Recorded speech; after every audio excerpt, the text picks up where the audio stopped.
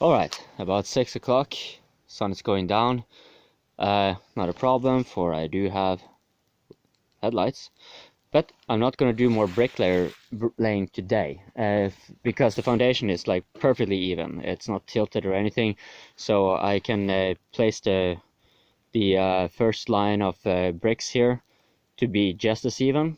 And then I will have less problem tomorrow when I start drilling in holes and putting the rebars on. Because the rebars will be making a set limit, like how thick this is going to be. Whereas on the first one here, where I'm not using rebar, it was a lot of knocking with a small, like this leveling thing and stuff like that. In any event, so apart from this block and the one all over there, everyone in between have been insulated with foam, as shown in a previous video. And I will keep doing that. You know, this one is round, so it's going to be expanding here. So here, you know, they have to overlap. So here will be an insulated block, and here will be an insulated block, and here will be an insulated block, and then I probably would not care anymore. So I'm still going to need a few more, but like I haven't used half of what I have insulated, so I'm probably not going to need more than one more box of insulation foam. And then after, so yeah, what I'm doing now is, it's raining, so I cannot do exactly what I was planning to do.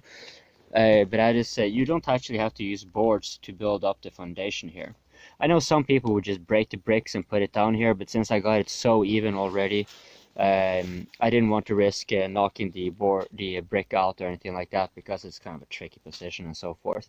So instead I just put on the concrete and then shoved in and puzzled the rock in to kind of save it, but also to hold it back together. And I would have continued until the top. I usually manage to do that, but again, it's raining, so it's not going to work that well.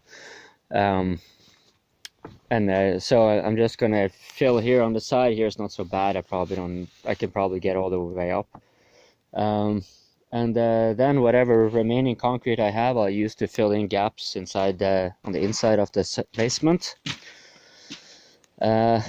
Yeah, it looks smooth and fine and everything. I probably better film that tomorrow so it looks better, or shows better. Yeah, so this is pretty much how you lay bricks. You find your measurements and so forth. How to do that I'm not going to explain now, but here's a nail. You know, you see this thread here. Attach this nail here, and then to a nail on the other side.